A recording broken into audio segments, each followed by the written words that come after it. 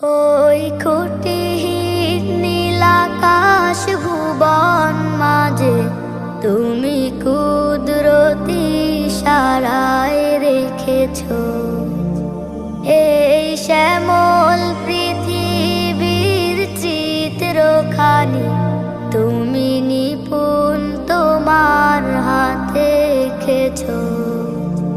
ওগো আল্লাহ, শুকর তোমার আমারে যে মুসলিম করেছ।